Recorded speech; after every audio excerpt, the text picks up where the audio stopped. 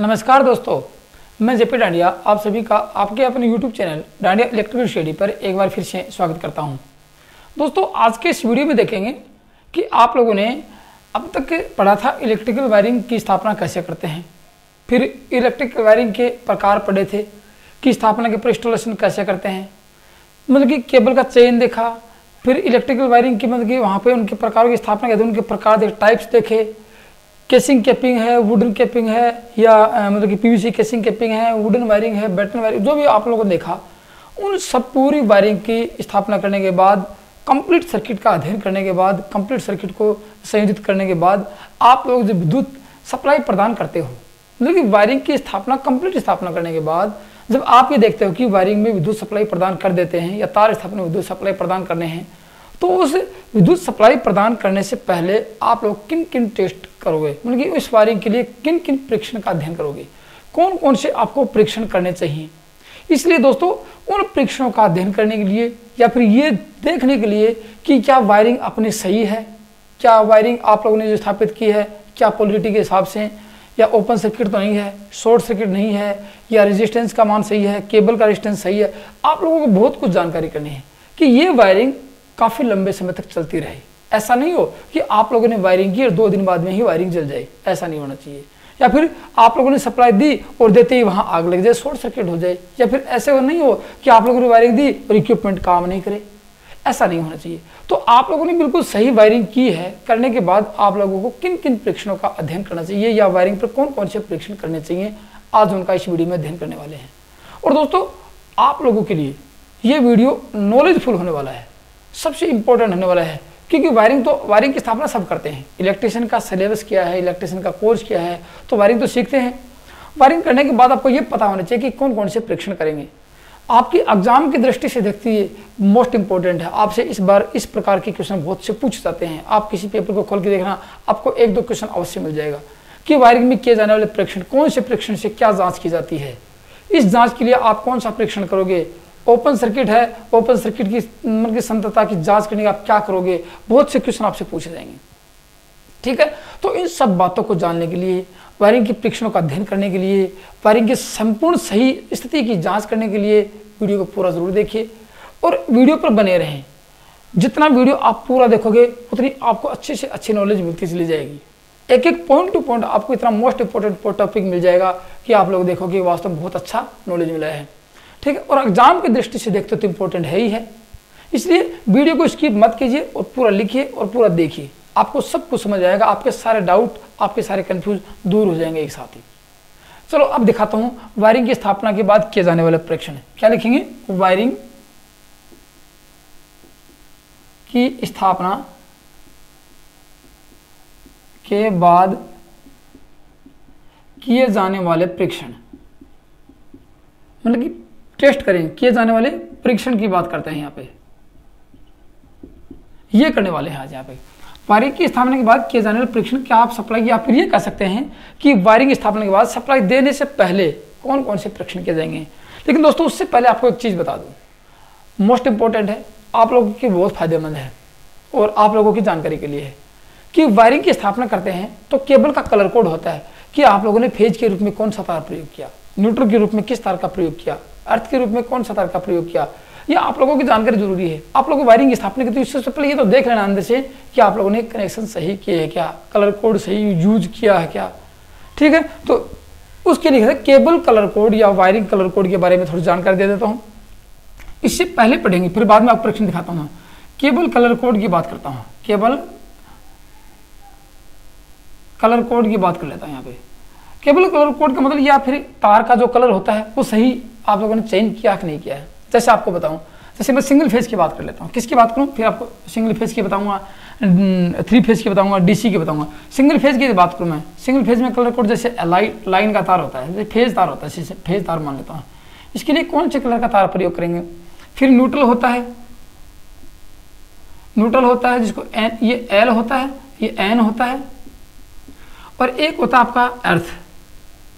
ये 3 तार आप घरेलू वायरिंग में अंदर प्रयोग करोगे कि नहीं करोगे, तो वहां इसका प्रयोग करते हैं। तो किस तार का प्रयोग यहाँ पे करने वाले हैं, यहाँ ई होता है, किस तार का प्रयोग करने वाले हैं, यहाँ रेड कलर का प्रयोग करेंगे, यहाँ ब्लू कलर का प्रयोग करेंगे, और यहाँ अर्थ ग्रीन कलर का प्रयोग करेंगे। ये ग्रीन का, यहाँ ग्रीन की जगह कभी कभी येलो भी मिल सकता है, लेकिन 90% आपको ग्रीन ही मिलने वाला है। ग्रीन तार नहीं दिया जाए आपको ऑप्शन में कि घरेलू वायरिंग में केबल के या केबल साइज के कलर या तारों के कलर कोड क्या है, तो आपको मिल सकते हैं, ग्रीन भी मिल सकता है। ग्रीन नहीं मिले और आपको ऑप्शन पूछ ही लिया जाए तो यहाँ येलो तार का ऑप्शन, आपको पीला तार का ऑप्शन सही देना पड़ सकता है आप लोगों को। हो सकता है ये किसके लिए, ये घरेलू वायरिंग के लिए है, घरेलू वायरिंग के लिए ऐसा है, घरेलू वायरिंग के लिए यही आता है, ये याद रखना बात, काफी बार पूछा जा सकता है आपसे। फिर मैं 3 फेज वायरिंग की बात करता हूँ। किसके करेंगे, 3 फेज वायरिंग की बात करता हूँ यहाँ। फिर मैं डीसी की बताऊंगा, आप 3 फेज वायरिंग की बात करें यहाँ पे, ठीक है। 3 फेज वायरिंग में क्या आता है, 3 तो फेज आते हैं और एक न्यूट्रल आता है। चलो 3 फेज की बात करता हूँ, यहाँ मैं L1 की बात करता हूँ, या फेज 1 या L2, फेज 2, L3 या लाइन 3, 3 फेज हो गई, इसको कहेंगे फेज 1 फेज 2। ये फेज 1 का तार होगा रेड से, रेड, येलो और ये ब्लू, ये होता है यहाँ पे। अब इसमें गौर से देखना कि यहाँ ब्लैक, देखो न्यूट्रल की तार, यहाँ न्यूट्रल मिलेगा आप लोगों को, यहाँ न्यूट्रल मिलने वाला है, न्यूट्रल का तार यहाँ ब्लैक होगा। अब कहोगे सर ऐसा क्यों, देखो 3 फेज में न्यूट्रल ब्लैक होता है और सिंगल फेज में न्यूट्रल ब्लू होता है, याद रखना बात, सिंगल फेज में न्यूट्रल ब्लू होता है। ये घरेलू वायरिंग के अंदर की बात करते हैं, बाहर की बात है, बाहर जो आपको न्यूट्रल मिलेगा, अब ये सोचो बाहर जो न्यूट्रल मिलने वाला है अपने को, जैसे अपने कनेक्शन लेते हैं या मीटर लेते हैं, मीटर से पहले मेन लाइन आती है अपने घर पे, वहाँ आपको ब्लू वो जो तार मिलेगा आपको न्यूट्रल का, वो कैसे मिलने वाला है क्यों, वो कहाँ से आता है, वो ट्रांसफार्मर से आता है, ट्रांसफार्मर से न्यूट्रल बन के आता है। और ट्रांसफार्मर कैसा है, 3 फेज का ट्रांसफार्मर है, वहाँ से 3 तो तार निकलते हैं और एक निकलता है आप लोगों का न्यूट्रल, वहाँ से ब्लैक रंग का मिल के आता है। तो वो न्यूट्रल ब्लैक रंग का होता है, लेकिन घरेलू वायरिंग के अंदर जो प्रयोग करते हैं वो ब्लू रंग का प्रयोग करते हैं, ठीक है। ये कहाँ था, देखो ये जो चीजें आप लोगों को, ये हिंदी में लिखो तो लिख लो, ये पीला होता है, ये नीला, ये लाल होता है, ये लाल होता है, ये पीला होता है और ये नीला होता है और ये काला होता है। ये 4 रंग आपके पास हैं। ये कहाँ होंगे, आवासीय कॉलोनी। एक प्रश्न आपसे काफी बार पूछा गया, बताऊंगा कहाँ कैसे पूछा जाता है, आवासीय कॉलोनी में। आवासीय कॉलोनी में जो संयोजन देते हैं, आवासीय कॉलोनी के जो पावर लोड देते हैं, आवासीय कॉलोनी में पावर की बात कर लेते हैं, पावर सप्लाई देते हैं उसकी बात करते हैं, पावर के लिए ये बात करें। अब देखो कैसे, अब निम्न में से आवासीय कॉलोनी में किस प्रकार के संयोजन की व्यवस्था, किस प्रकार का संयोजन दिया जाता है, किस प्रकार की वायरिंग की स्थापना होती है, तो वहाँ पे आवासीय कॉलोनी ये होता है। जैसे आवासीय कॉलोनी लंबी है, वैसे मान लो कि 30 से 35 घर हैं या 20 घर हैं, आवासीय कॉलोनी आवास है जहाँ पे काफ़ी लोग रहते हैं, वहाँ पे 30 से 40 घर हैं। अब वहाँ एक फेज दे दिया जाए, सपोज करना, माना कि एक रेड फेज दिया, वहाँ पे रेड फेज में सभी घरों को कनेक्शन दे दिया जाए, तो उस रेड फेज में कितना लोड हो जाएगा, आप सपोज करना कितना लोड हो जाएगा। वहाँ पे लास्ट कोने में जो वोल्टेज, जो आपका जो कनेक्शन होगा, वहाँ पे वोल्टेज ड्रॉप मिलेगा, उसको वोल्टेज पूरा मिलने वाला नहीं है। इसलिए क्या करेंगे, उन तीनों कॉलोनियों को 3 भागों में बांट देंगे। तीनों जो 20 घर हैं या 30 घर हैं, 30 घर हैं, तीनों को 3 भागों में बांट देंगे। 10 घर को एक फेज से देंगे, फिर 10 घर को एक फेज से, फिर 10 घर को एक फेज से। 10 कॉलोनी में 10 जो हाउस हैं उनको अलग अलग दे देंगे, तो तीनों पे लोड बराबर हो जाएगा, तीनों को वोल्टेज आराम से मिलने वाला है। लेकिन उन सब के लिए न्यूट्रल एक ही रहने वाला है, कौन सा, ब्लैक रंग का। फिर अंदर अपना वायरिंग करते हैं, वहाँ आपको मैंने बता दिया था। ये यहाँ पे आता है, कलर कोडिंग की बात कर लेते हैं। लेकिन अब यदि बात करूँ डीसी की, अब बात करने वाले हैं डीसी की। यदि वायरिंग करते हैं तो आपको पता है डीसी में पॉजिटिव तार होता है, पॉजिटिव तार होता है, जिसको धनात्मक बोल सकते हो आप हिंदी में। धनात्मक के लिए कैसा रंग लेंगे, रेड कलर का तार लेंगे, ठीक है। फिर नेगेटिव की बात करते हैं, नेगेटिव वायर के लिए क्या लेंगे, जिसको बोलते हैं ऋणात्मक, ऋणात्मक लेंगे, ब्लू तार लेंगे, नीला तार लेंगे। एक मीडियम वायर होता है दोनों के लिए, मीडियम वायर कि मीडियम होता है, इसके लिए आप ब्लैक रंग का तार ले सकते हो, BLAC के ब्लैक रंग का तार, ये लिया आपको होता है। देखो अब एक तो ये थी, चलो एक और बता देते हो। जैसे रेलवे की बात करें, रेलवे में ये तो अपने आवासीय कॉलोनी की, डीसी की, एसी की, सिंगल फेज की, 3 फेज की बात कर लेते हैं। रेलवे में जब लाइट की यदि सप्लाई की व्यवस्था होती है, तो वहाँ जो न्यूट्रल का तार होता है वो किसके रहा है, और ग्रे कलर का तार होता है। रेलवे में न्यूट्रल कैसा होता है, ग्रे कलर का तार होता है। ये तो थी बात आप लोगों की, मैंने कलर कोडिंग बताई है कि आप सप्लाई बात करते हो। सिंगल फेज के लिए आप लोगों को ये रहेगी, ये यहाँ से। और आवासीय कॉलोनी की 3 फेज की बात करते हैं, 3 फेज का संयोजन, जहाँ 3 फेज की वायरिंग करते हैं या फिर आवासीय कॉलोनी में सप्लाई देते हैं, वहाँ न्यूट्रल कैसा जाता है, यहाँ आपको न्यूट्रल के लिए मिलेगा आपको ब्लैक रंग का। ये आपकी व्यवस्था थी ऐसी। अब दिखाता हूँ वायरिंग के लिए किए जाने वाले परीक्षण की बात कर लेता हूँ। सबसे पहला कौन सा परीक्षण आता है, ये आप लोगों को नॉलेज के मैंने बीच में याद आ गया, आपको बता दिया मैंने आपको। पहले भी बता चुका हूँ काफ़ी बार ये, फिर भी मैंने आपको दोबारा इसका रिवीजन करवा दिया है। ठीक है, अब किसकी बात करेंगे, अब बात करेंगे वायरिंग में किए जाने वाले परीक्षण की बात करते हैं। देखो इसमें क्या लिखेंगे, वायरिंग क्या है, वायरिंग तो ही वायरिंग को सप्लाई प्रदान करने से पहले किए जाने वाले परीक्षण, इसको ये भी कह सकते हैं वायरिंग को सप्लाई प्रदान करने से पहले किए जाने वाले परीक्षण की आपकी वायरिंग सही है या नहीं है, कौन कौन से परीक्षण किए जाते हैं, एक एक पॉइंट टू पॉइंट अध्ययन करने वाले हैं आज की इस वीडियो में। और आप लोगों के लिए काफ़ी इंपॉर्टेंट होने वाला है। इंपॉर्टेंट किस दृष्टि से, आपकी नॉलेज की दृष्टि से और एग्जाम की दृष्टि से, और आपको एक इलेक्ट्रिशियन जो आपने सिलेबस किया है तो उसमें आपको को मतलब कि एक मेमोरी भी बूस्ट होने वाली है इसमें आपको, तो कुछ काफ़ी फायदे होने वाले हैं यहाँ पे। तो सबसे पहले कौन सा परीक्षण करेंगे, कंटिन्यूटी टेस्ट करेंगे। यहाँ पे कंटिन्यूटी टेस्ट मतलब करेंगे, याद रखना सबसे पहला परीक्षण लिख देता हूँ कंटिन्यूटी टेस्ट। कंटिन्यूटी टेस्ट ये करते हैं। देखो कंटिन्यूटी टेस्ट करूँ कि आपके तार कहीं से ओपन तो नहीं है, निरंतरता की जांच करते हैं, केबल की निरंतरता। माना आप लोगों ने फेस तार शुरू से प्रयोग किया और लास्ट एंड तक प्रयोग करते गए, कहीं से बीच में से ब्रेक हो जाए या टूट जाए या तार भी ओपन होकर मिल जाए आप लोगों को, तो क्या आप लोगों ने जो केबल प्रयोग की है वो बिल्कुल सही है लास्ट एंड तक, उसकी कंटिन्यूटी टेस्ट करते हैं। तो उसको ये भी कह सकते हैं कि कंटिन्यूटी टेस्ट करने का मतलब क्या रहा कि ओपन सर्किट, कहीं से ओपन सर्किट तो नहीं है, तो कह सकते हैं इसका दूसरा नाम लिख सकते हैं यहाँ पे, इसको क्या कहेंगे, ओपन सर्किट टेस्ट भी कह सकते हैं, ओपन सर्किट टेस्ट भी कह सकते हैं इसको, या फिर कंटिन्यूटी टेस्ट तो कहते हैं इसको, अविच्छिन्नता की जांच कहते हैं इसको, हिंदी में कहेंगे अविच्छिन्नता की जांच, अविच्छिन्नता की जांच, या फिर निरंतरता की जांच कह सकते हैं, निरंतरता की जांच भी कह सकते हैं इसको, कि आपकी कंटिन्यूटी टेस्ट सही है कि नहीं है। अब सपोज कीजिए मैं यहाँ इसको मिटा देता हूँ, डायग्राम बना के समझाऊंगा आपको, एक ही डायग्राम बनाऊंगा, बाकी आपको सब कुछ समझ में आ जाएगा इसके अंदर। कैसे, देखो आप एक सपोज करना, एक छोटी सी बात का एक विचार करना, जैसे आप लोग घर की वायरिंग कैसे करते हैं, चलो मैं यहाँ दिखा देता हूँ घर की वायरिंग कैसे करते हैं। आप सपोज करना, माना कि आप लोगों ने एक बोर्ड बना दिया, सपोज करना छोटी सी एक छोटा सा एक सर्किट दिखाता हूँ, आप लोग समझ जाओगे कि इसमें कंटिन्यूटी टेस्ट कैसे करेंगे, क्या क्या करना चाहिए आप लोगों को। माना कि आप लोगों का क्या है, ये आपने 5 फेज सॉकेट लगा दिया, सपोज करना यहाँ एक स्विच लगा दिया आप लोगों ने, क्या लगाया, एक स्विच लगा दिया, एक स्विच आप लोगों ने ये लगा दिया। चलो मानो मैं यहाँ 2 स्विच लगा देता हूँ और बोर्ड को थोड़ा छोटा कर देता हूँ, ये दो स्विच लगाया आप लोगों ने, ठीक है। अब 2 स्विच में क्या था, ये आपका 5 पिन सॉकेट, ये 3 पिन सॉकेट है, ये 5 पिन सॉकेट लगा दिया, ये आप लोगों ने क्या लगाया, एक स्विच लगा रहे, एक स्विच लगा, 2 स्विच लगा दिए। चलो यही किया आप लोगों ने। अब इसको संयोजन कैसे होंगे, आप लोग जानते हो कि इसके नीचे वाले पॉइंट में क्या देंगे, फेज दे दिया, इसको फेज से कनेक्ट कर दिया और एक फेज ये दे दिया, ये कनेक्ट कर दिया यहाँ पे। तो आप देख रहे हो यहाँ इसको क्या चाहिए, माना कि एक बल्ब लगा देता हूँ यहाँ पे, मैं यहाँ पे एक बल्ब लगा देता हूँ, बल्ब का संयोजन करेंगे यहाँ से, और बल्ब का संयोजन आपको पता है यहाँ से सीधा जाता है इसके पास, ये बल्ब का संयोजन आ गया, समझना। अब इसको सप्लाई देनी है, यहाँ आपका मेन स्विच रहेगा, देखो ये आपका मेन स्विच रहने वाला है, एक ही आपको सर्किट बना के दिखाता हूँ, सब कुछ समझ में आ जाएगा। ये आपका मेन स्विच रहने वाला है, ये क्या होगा, मेन स्विच रहेगा आपका, ये मेन स्विच है। यहाँ आपका एक न्यूट्रल है और ये आपका फेज रहेगा, ठीक है, एक न्यूट्रल रहेगा, एक फेज रहेगा। फेज में क्या मिलेगा आप लोग देखा कि यहाँ मेन स्विच का क्या लगाएंगे, डिस्ट्रीब्यूशन बोर्ड लगाएंगे। डिस्ट्रीब्यूशन बोर्ड में माना कि मैं एक ही सर्किट दिखाता हूँ, यहाँ आपको फ्यूज लगा मिलेगा, यहाँ ये फ्यूज है, और यहाँ क्या मिलेगा आप लोगों को, यहाँ लिंक मिलेगा आपको, ये लिंक होता है फ्यूज के आगे न्यूट्रल में। अब इसको संयोजन कर देते हैं, देखो इसके संयोजन कहाँ होंगे, इसके संयोजन यहाँ होते हैं, ये ऐसे, और ये इस न्यूट्रल के संयोजन, ये आपके न्यूट्रल के संयोजन होंगे यहाँ पे। चलो यहाँ अर्थ की भी एक संयोजन कर देता हूँ,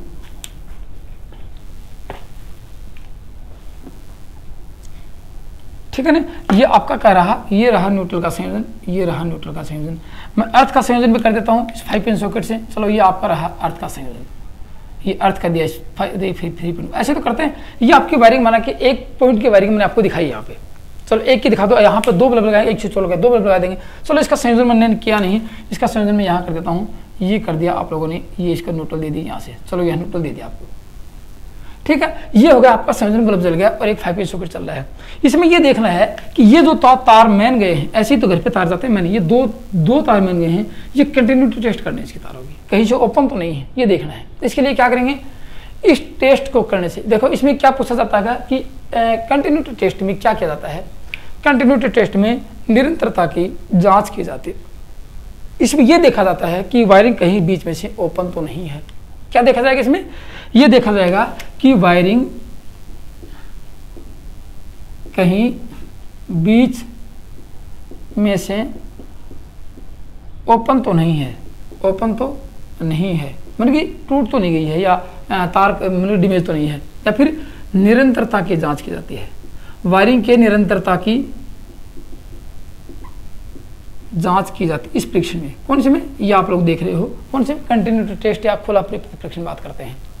ठीक है, अब इसमें क्या करेंगे, इस टेस्ट को करने से पहले आप लोगों को याद रखना, यहां से मेन स्विच ऑफ कर देना चाहिए, यहां से मेन स्विच ऑफ कर देना चाहिए, फ्यूज हटा देना चाहिए, फ्यूज रिमूव कर देना चाहिए, फ्यूज हटा देना चाहिए और लिंक लगा रहेगा, और इसको ओपन कर देना चाहिए, इसको ऑफ कर देना। मेन स्विच, ये मेन स्विच है, मेन स्विच है, इसको ऑफ कर देना। दो चीज पूछेंगे, इसको ऑफ रखेंगे और फ्यूज हटा देंगे, समझ गए आपको।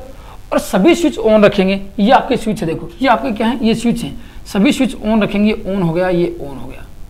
तो मैं इसको लिखा दूं, मेन लिखने में शॉर्ट में मेन स्विच ऑफ होना चाहिए, ऑफ। इसकी शर्तें बताता हूं, फिर आपको दिखाऊंगा क्यों।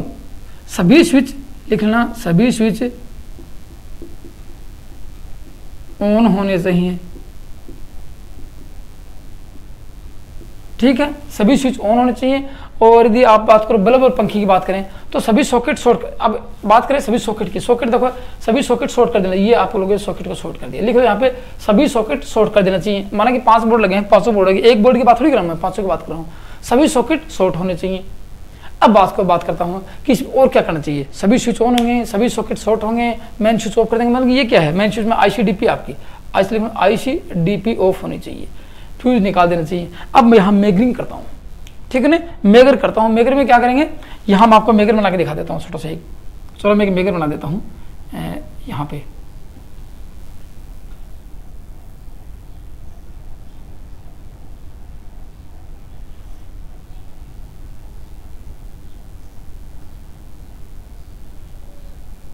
ये हैंडल लगा दिया मेगर का, चलो ये मेगर है,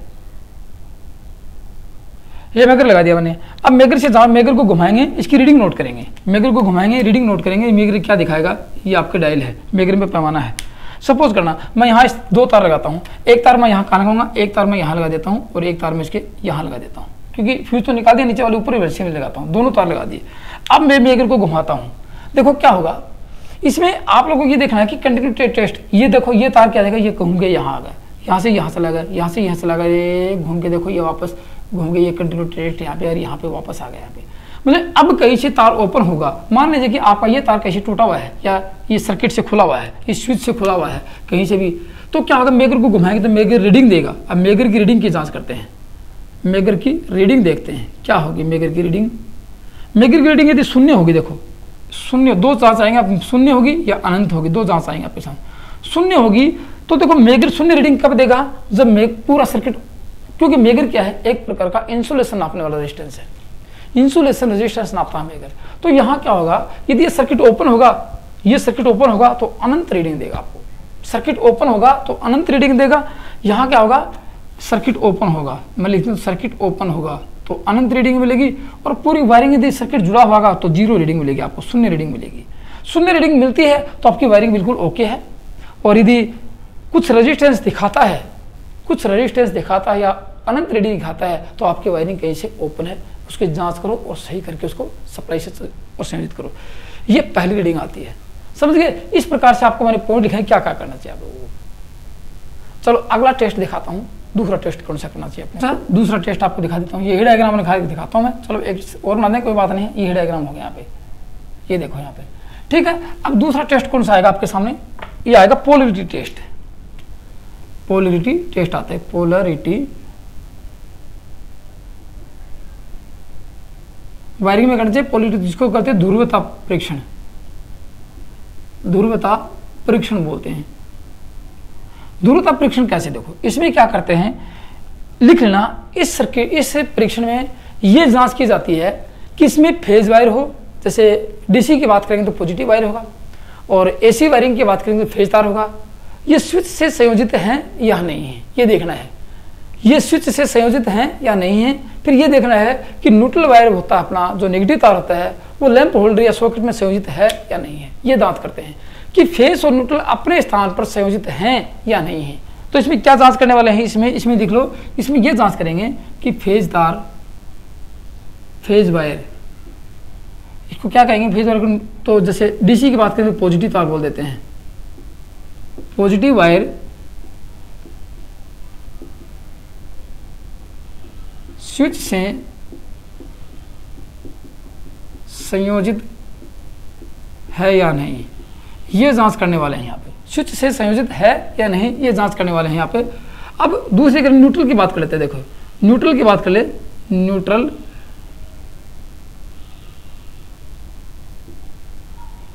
वायर कहाँ से संयोजित होगा? न्यूट्रल वायर लैंप होल्डर या सॉकेट की बात करते हैं। सॉकेट से संयोजित है या नहीं, संयोजित है या नहीं, इसकी जांच करते हैं आज इसमें। ठीक है, अब इसमें सर्किट में क्या क्या करेंगे आपको ये दिखाता हूँ। जिसकी जांच कैसे कर सकते हैं, देखो इसकी जांच एक तो लिख लो इसकी जांच के साधन। जांच कैसे करेंगे, जांच करने की विधियां लिख लो इसकी। जांच की विधियां, जांच की विधियां किस किस से जांच कर सकते हैं? वो तो एक मेजरिंग थी यहाँ। देखो एक तो होता है टेस्ट लैंप से, टेस्ट लैंप से जांच कर सकते हैं। एक नियॉन टेस्टर से, नियॉन टेस्टर से जांच कर सकते हैं। मेगर से भी कर सकते हैं, लेकिन अधिकतर ये दो ही विधि प्रयोग की जाती हैं। अधिकतर ये दो ही विधि प्रयोग करते हैं। मेगर की बताऊंगा आप लोगों को, मेगर की जांच कैसे करते हैं, टेस्ट लैंप से कैसे करते हैं। समझना मेरी बात को। इसमें क्या लेगा, देखो एक चीज याद रखना, इसमें जब भी आप ओम मीटर का, मेगर का या वो इंस्ट्रूमेंट जिसके अंदर खुद के अंदर सप्लाई है, उस इंस्ट्रूमेंट का जब भी कहीं भी प्रयोग करते हैं, जैसे ओम मीटर में, मेगर में और मल्टीमीटर में, इनमें क्या है, सप्लाई है पहले से, क्योंकि इनमें बैटरी होती है। या फिर मेगर को घुमाएंगे तो उसके डीसी जनरेटर होता है, वो वोल्टेज बना के देता है। सप्लाई हुई कि नहीं हुई, तो वो इंस्ट्रूमेंट जो अंदर से सप्लाई जनरेट करता है, जिसके अंदर सप्लाई होती है, उसको जब भी प्रयोग करते हो तो जहां भी प्रयोग करेंगे वहां विद्युत सप्लाई नहीं होनी चाहिए। या नोट लगा के लिख लो, मेगर, मल्टीमीटर या फिर ओम मीटर, इनका प्रयोग जहां करते हैं वहां विद्युत सप्लाई नहीं होनी चाहिए, विद्युत सप्लाई ऑफ होनी चाहिए, तभी इनका प्रयोग करना चाहिए। तो यहाँ यदि इस सर्किट में, इस टेस्ट पोलैरिटी में मेगर का प्रयोग करेंगे तो क्या करेंगे, इसको ऑफ रखेंगे। तो लिख लो यहाँ पे, इसमें इस टेस्ट में इसमें मेगर का यूज करते समय मेन स्विच, मैं लिख देता हूँ, मेन स्विच ऑफ होना चाहिए, ऑफ रहना चाहिए। एक तो बात हिदायत दी जाती है इसमें। या फिर दूसरी हिदायत दी जाती है कि टेस्ट लैंप की बात करें, टेस्ट लैंप बताऊंगा कैसा है, या नियॉन टेस्टर की बात करें, नियॉन टेस्टर का यूज करते समय मेन स्विच ऑन होना चाहिए। ये दोनों, इसको अब मेगर का प्रयोग करते हैं इसको ऑफ कर देना चाहिए, और यदि टेस्ट लैंप नियॉन टेस्टर की बात करते हो ये ऑन होने चाहिए। ठीक है, अब मैं आपको दिखाता हूँ कैसे टेस्ट के बीच की जांच करते हैं, क्या क्या होना चाहिए। अब देखो इसमें क्या होगा, इसकी जांच करेंगे तो एक याद रखना, लैंप होल्डर निकाल देना चाहिए, लैंप होल्डर हटा देना चाहिए। तो मैं यहाँ लैंप होल्डर हटा देता हूँ, देखो तार हटा दिया मैंने, लैंप होल्डर हटा देना चाहिए, हटा दिए। और ये स्विच है, ये ऑफ कर देना चाहिए। स्विच क्या करेंगे, स्विच ऑफ कर देंगे, स्विच ऑफ कर दिए। सभी स्विच ऑफ होने चाहिए, लिखना सभी स्विच ऑफ होने चाहिए। लैंप होल्डर से होल्डर निकाल देना चाहिए। ठीक है, और अब इसकी टेस्ट लैंप से, नियॉन टेस्टर से बात करते हैं। तो देखो एक याद रखना, मैंने आपको पहले भी बताया था कि जब 5 पिन सॉकेट, 3 पिन सॉकेट की बात करते हैं तो राइट साइड वाला सिरा एल होता है और लेफ्ट साइड सिरा एन होता है, ऊपर मोटी खूंटी वाला ई होता है, ई सिरा होता है। ये अर्थ का होता है, ये न्यूट्रल का होता है, ये लाइन का होता है। तो आप लोगों को यहाँ टेस्ट लगाना चाहिए। टेस्ट आप लोग जानते हो, इसके अंदर इंडिकेशन लैंप होता है, आप पीछे से अंगुली लगाते हो, आगे इसको सॉकेट डालते हो तो यहाँ लैंप जलता है यहाँ पे। इसका मतलब आप, क्योंकि अब दो चीज देखना, स्विच ऑन करने पर यहाँ लैंप जलता है, स्विच ऑन लिख लेना, स्विच ऑन करने पर सॉकेट में लैंप जलता है तो आपकी पोलैरिटी सही है, आपकी पोलैरिटी सही है। स्विच ऑफ करने पर लैंप बुझ जाता है, आपकी पोलैरिटी सही है। लेकिन स्विच ऑन करने पर भी लैंप नहीं जलता है तो आपकी पोलैरिटी गलत है। पोलैरिटी जांच की जाए और सर्किट को बाद में ही चालू किया जाए। ठीक है ना, स्विच ऑफ करने पर लैंप, स्विच ऑफ करने पर भी लैंप जलता है, स्विच ऑफ कर दिया तो भी लैंप जल रहा है, इसका मतलब आपकी पोलैरिटी गलत है। यहाँ से क्या होगा, यहाँ से ये पोलैरिटी यहाँ पे जांच आ गई, इसमें ये कंट्रोल है ही नहीं, स्विच से कंट्रोल नहीं है, स्विच से कंट्रोल नहीं है। और यही स्थिति टेस्ट लैंप पे आती है। टेस्ट लैंप पे कैसे करते हैं, देखो यहाँ से इसको हटा देंगे, टेस्ट लैंप करते इसमें इसको हटा देंगे, याद करें टेस्ट लैंप में आपको लिखा है टेस्ट लैंप करेंगे, इसको हटा देंगे और उनको संयोजित कर देंगे। ये लगा दिया मैंने स्विच, ये लगा दिया, ठीक है। अब यहाँ क्या करेंगे, टेस्ट लैंप लेंगे, एक तार तो देखो यहाँ लगाए न्यूट्रल में लगा देंगे, ठीक है ना। एक तार तो जैसे मैं इसको यहाँ टेस्ट लैंप ले लेता हूँ, ये टेस्ट लैंप ले लिया, ठीक है ना। और एक तार मैं यहाँ इसको इसके साथ लगा देता हूँ।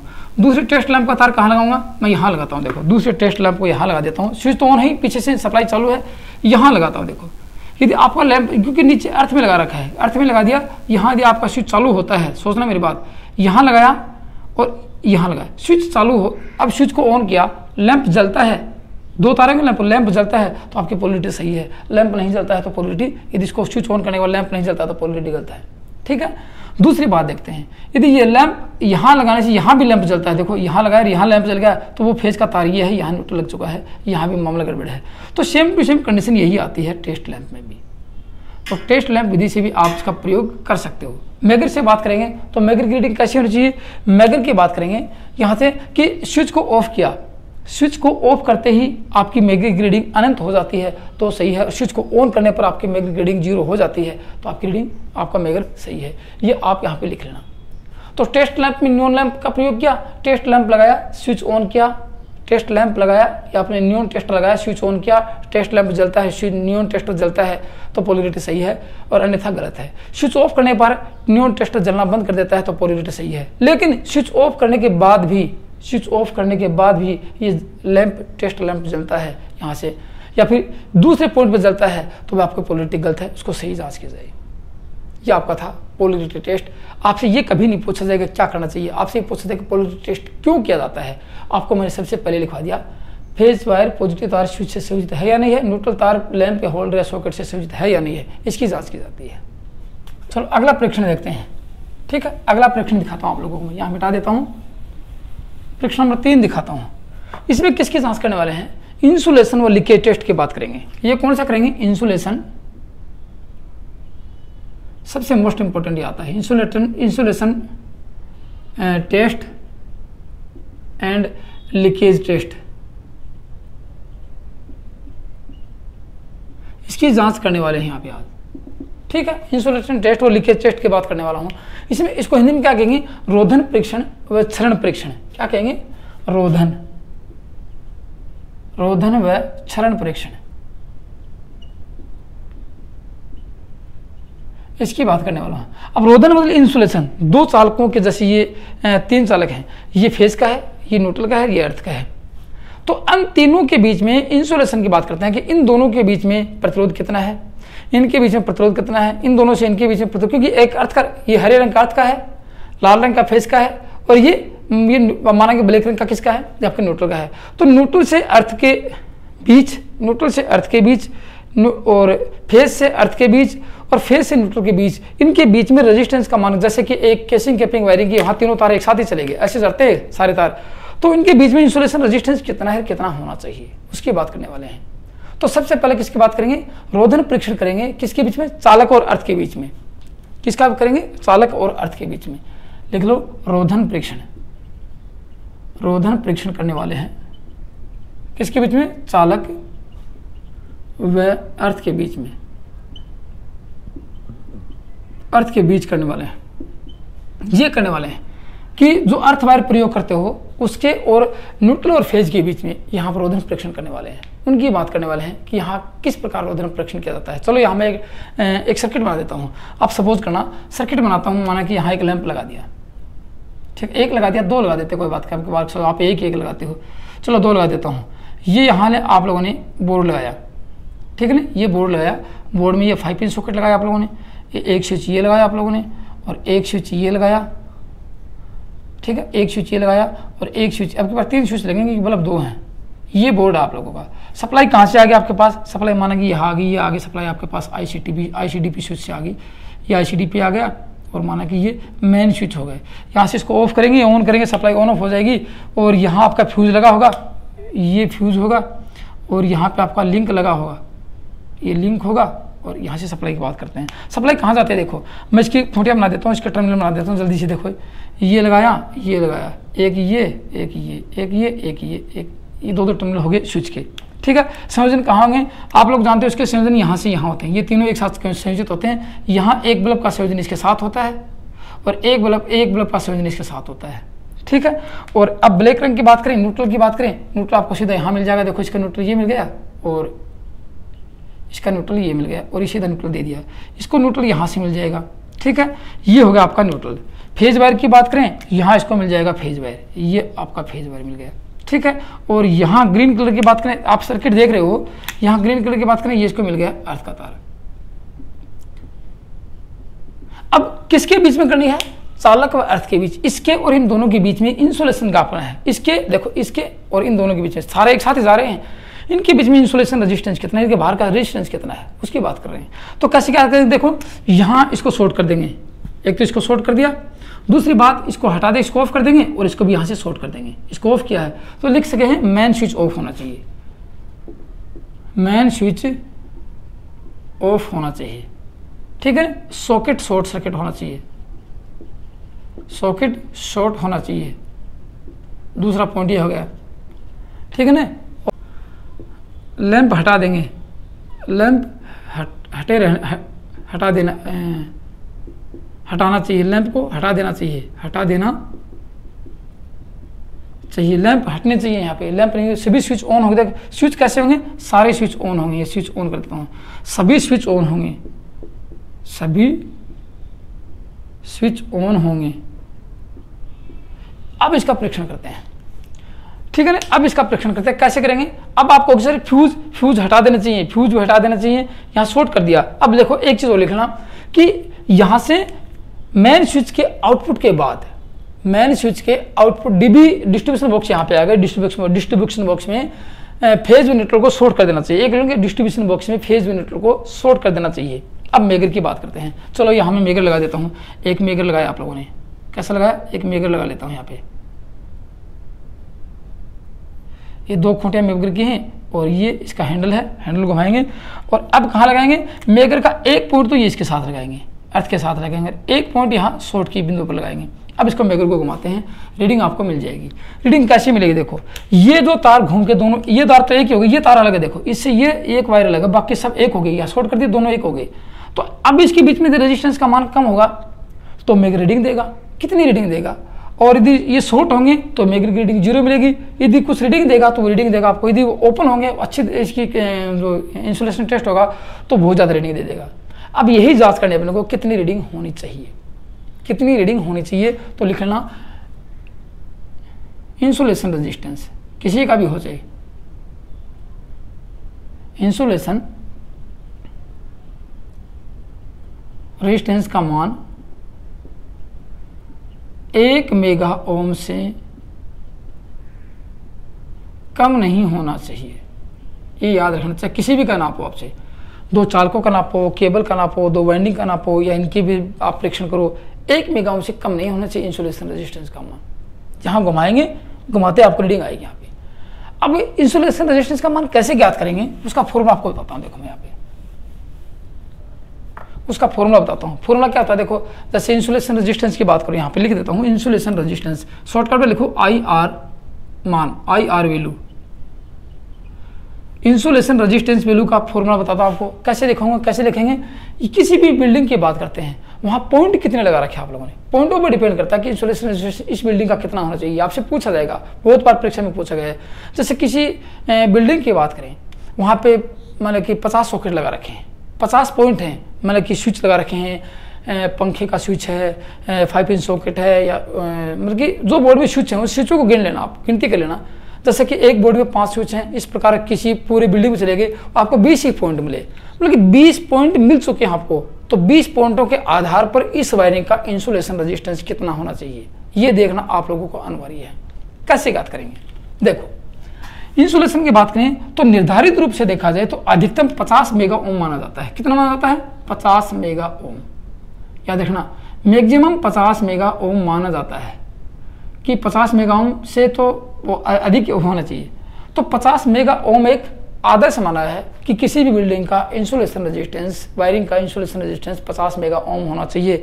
यदि आपके पास एक ही तार रहेगा तो, एक ही पॉइंट रहेगा तो, आपके पास एक ही पॉइंट है, अब पूछा जाए एक पॉइंट के ऊपर इंसुलेशन रेजिस्टेंस कितना होना चाहिए, दो तारों के बीच में 50 मेगा ओम होना चाहिए। एक वायर पर, एक पॉइंट पर कितने में? एक पॉइंट पर वायरिंग का इंसुलेशन रेजिस्टेंस कितना होता है? 50 मेगा ओम होता है। तो 50 को आधार मान लेंगे।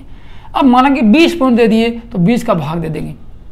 तो यहाँ क्या लिख सकते हैं? 50 अपॉन वायरिंग में पॉइंट की संख्या या आउटलेट की संख्या, जितनी पॉइंट लगा आप लोगों ने, आउटलेट की संख्या। अब आगे कितना आएगा? मेगा ओम में आएगा। ये इतना मेगा ओम होना चाहिए। अब आपसे कोई पूछ ले, यदि किसी वायरिंग में, सोचना मेरी बात, किसी वायरिंग में 25 पॉइंट लगाए गए हैं, किसी घर की इंस्टॉलेशन में या वायरिंग की इंस्टॉलेशन में 25 पॉइंट लगे हुए हैं, तो उस वायरिंग का इंसुलेशन रेजिस्टेंस कितना होना चाहिए? इंसुलेशन रेजिस्टेंस कितना होना चाहिए? रोधन प्रतिरोध कितना होना चाहिए? तो वहां 50 में 25 का भाग दे दो। 2 मेगा ओम से कम नहीं होना चाहिए, तब आपकी वायरिंग सही मानी जाएगी। 2 मेगा ओम से कम नहीं होना चाहिए। यदि 20 हैं तो 2.5 मेगा ओम से 2.5 मेगा ओम से कम नहीं होना चाहिए। ये आप लोगों को मैंने अच्छी बात है, आप कभी मेग्रीसिंग प्रयोग करोगे तो आपको पता लग जाएगा। एक ये तो था किसके बीच में? अर्थ और इस दोनों चालकों, अर्थ और चालक के बीच में लिखा था मैंने, अर्थ, चालक व अर्थ के बीच में ये इंसुलेशन रेजिस्टेंस है। समझ के बीच में? तो ये क्या था? जैसे 20 दे दिया तो कितना होना चाहिए? आप फॉर्मूला लिख लेंगे, 50 मेगा ओम वायरिंग में जितने पॉइंट है उतने सबकी गिनती कर लेंगे। साथ में क्या लिखा आप लोगों ने?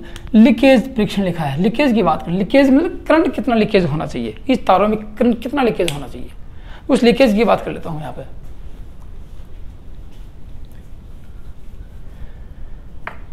लीकेज करंट की बात करता हूं। लीकेज करंट कितना होना चाहिए? कितना होना चाहिए लीकेज करंट? अब देखो, किसी भी वायरिंग में लीकेज करंट का मान, फुल लोड करंट का लिख लेना, किसी भी वायरिंग में लीकेज करंट का मान परीक्षा में बहुत बार पूछा गया है। लीकेज करंट का मान कितना होना चाहिए? लीकेज करंट का मान फुल लोड करंट का 1/5000वां भाग होना चाहिए। भाग से अधिक नहीं होना चाहिए, से अधिक नहीं होना चाहिए। याद कर लेना बात। जैसे कोई पूछ ले आपसे कि किसी घर की जो मेन लाइन है वो 50 एम्पीयर धारा चल रही है, तो वहां कितने लीकेज करंट की अनुमति दी जा सकती है? तो यहां लिख सकते हैं इसका फॉर्मूला, लीकेज करंट की बात करते हैं। फॉर्मूला क्या रहेगा? फुल लोड करंट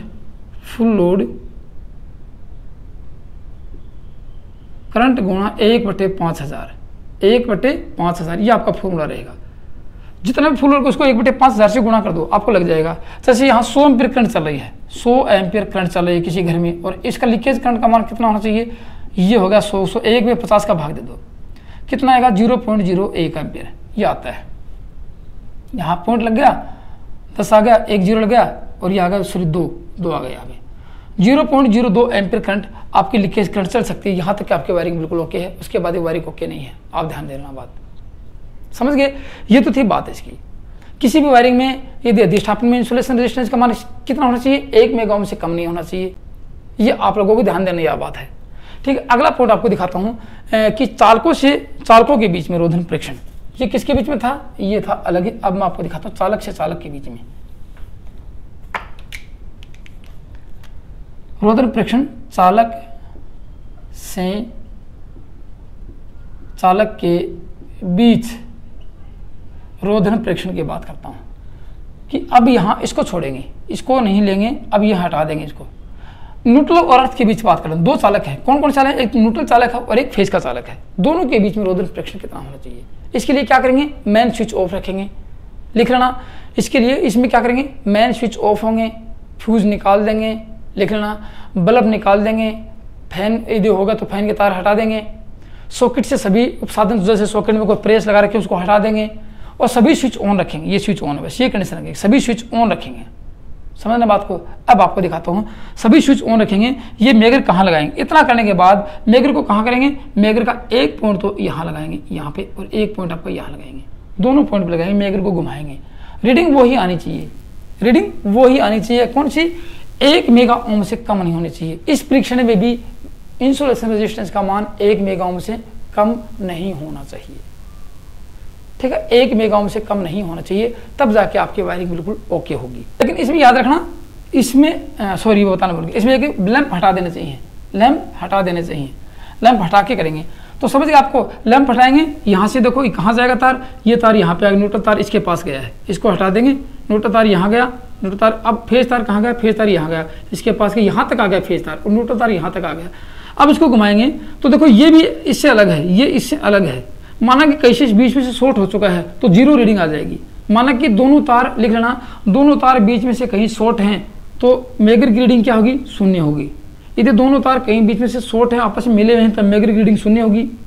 यदि ओपन है तो अनंत मान आएगा, ठीक है ना। और यदि बिल्कुल सही हो और यदि इसकी रीडिंग 1 मेगा ओम से कम आ रही है तो भी आपका ये आपकी जो वायरिंग है ये गलत है, इसके केबल का ग्रेड चेंज कर दो।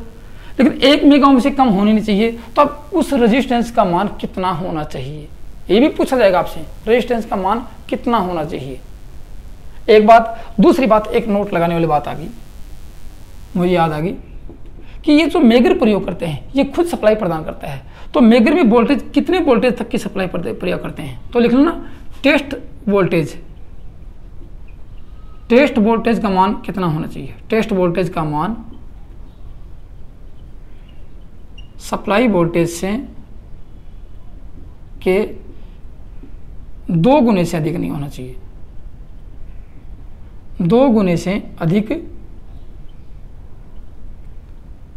नहीं होना चाहिए।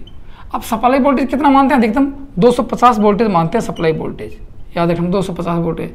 तो मेगर कितने वोल्ट का लेना चाहिए, 500 वोल्ट का। तो लिखने मेगर 500 वोल्ट का प्रयोग करना चाहिए, 500 वोल्ट का यूज करना चाहिए काफ़ी बार, क्योंकि घरेलू इंस्टॉलेशन में परीक्षण करते समय मेगर में वोल्टेज का मान कितना होना चाहिए, कितने वोल्टेज का मेगर प्रयोग करना चाहिए, 500 वोल्टेज का। आपसे पूछा जाए घरेलू सप्लाई वोल्टेज 350 वोल्टेज कर दिया जाता है तो मेगर कितने करना चाहिए, 700 वोल्टेज का प्रयोग करना चाहिए, उससे कम, उससे अधिक नहीं, उससे कम नहीं होना चाहिए। आपका एक ही आता है, समझ गए।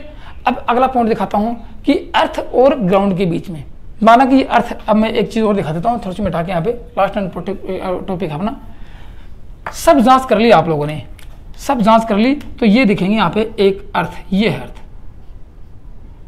अब आपकी अर्थिंग सही है या नहीं है, एक तो ये देखना है। अर्थ तार कहीं से टूट तो नहीं गया, बीच में टूट गया, ये बिल्कुल सही है, तो इस अर्थ का रेजिस्टेंस कितना होगा, इसकी ये बिल्कुल नीचे से जमीन से सही है या आपने अपना कार्य सही कर रहा है कि नहीं कर रहा है, उसकी भी जांच करनी चाहिए। उसको कहते हैं अर्थ एंड ग्राउंड टेस्ट। क्या कहेंगे, अर्थ एंड ग्राउंड टेस्ट, इसको कहते हैं अर्थ एंड ग्राउंड टेस्ट। इसमें मान देखो, इसकी जांच करेंगे किससे, अर्थ टेस्टर से जांच करेंगे, इसकी जांच लिखना, इसकी जांच करेंगे अर्थ टेस्टर से। अब इसमें क्या जांच करने वाले हैं, इस परीक्षण में लिखना, इस परीक्षण में अर्थ वायर की निरंतरता की जांच तथा अर्थ रेजिस्टेंस को मापा जाता है। इस परीक्षण में अर्थ वायर की कंटिन्यूटी की जांच की जाती है तथा अर्थ का रेजिस्टेंस मापा जाता है।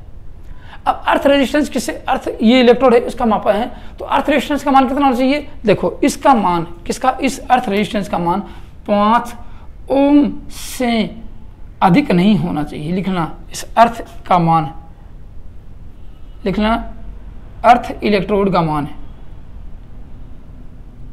अर्थ इलेक्ट्रोड का मान 5 ओम से अधिक नहीं होना चाहिए। और मान्यता की भवन से कितनी दूर होना चाहिए, 1.5 मीटर दूर, 1.5 मीटर दूर होना चाहिए, आपको मैंने उस समय भी लिखा था। तो इसका मान 5 ओम से कम होगा तो अर्थिंग चेंज कर देनी चाहिए आप लोगों का, अर्थ सही नहीं है। किससे नापा जाएगा, अर्थ टेस्ट से नापा जाएगा। ये दोस्तों थे आपके इस वायरिंग में स्थापना करने के बाद सप्लाई देने से पहले कौन कौन से परीक्षण किए जाते हैं। तो दोस्तों आपको यदि फिर भी समझने में किसी प्रकार की दिक्कत हुई हो, या आपको समझ में नहीं आया हो, या फिर ये कहते सर हमें कुछ समस्या उत्पन्न हुई है, या इस वीडियो के प्रति आपके मन में जो विचार है वो आप कमेंट्स में लिख के जरूर बताना। और जो लोग पहले बार वीडियो देख रहे हैं वो इसी प्रकार इलेक्ट्रिसिटी थ्योरी का कंप्लीट सिलेबस का अध्ययन करने के लिए डांडिया इलेक्ट्रिकल स्टडी चैनल को सब्सक्राइब जरूर कर लें। तो दोस्तों आज की वीडियो में इतना ही था, थैंक यू, धन्यवाद।